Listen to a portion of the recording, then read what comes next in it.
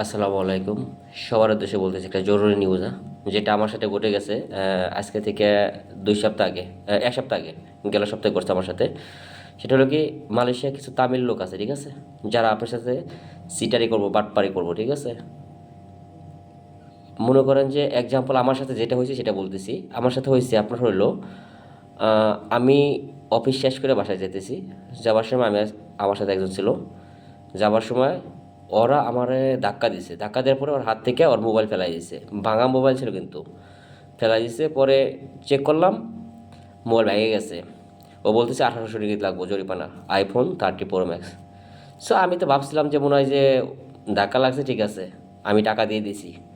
ওরে 1200 টাকা দিয়ে দিছি। দেওয়ার পরে সেম কাহিনী আর একবার আমার ফ্রেন্ডের সাথে। ওরা কিন্তু তিনজন, একজন গাড়ি চালায়, আর একটা মেয়ে, আর একটা ছেলে। সো সেম কাহিনী আমার ফ্রেন্ডের সাথে গেল কালকে হয়েছে। হওয়ার পরে তা আমি দেখছি ওরা আবার আমার দেখে পালাই গেছে, টাকা আমার বন্ধুর কাছে টাকা নেন নাই কে। সো এই চক্রটা মালয়েশিয়া ছড়াই গেছে। সবাই সাবধান। এরকম কোনো কিছু হইলে অবশ্যই অবশ্যই যোগাযোগ করবেন, ঠিক আছে।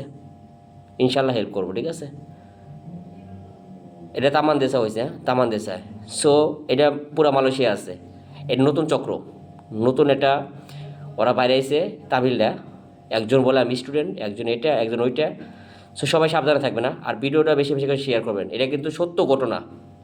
হয়তো আপনার সাথে হয় না, আরেকজনের সাথে হইতে পারে, অথবা আপনার সাথে একদিন হইতে পারে। সো সবাইকে এই সতর্কবার্তাটা অবশ্যই শেয়ার করে দেবেন। সবাই ভালো থাকবেন। আসসালামু আলাইকুম।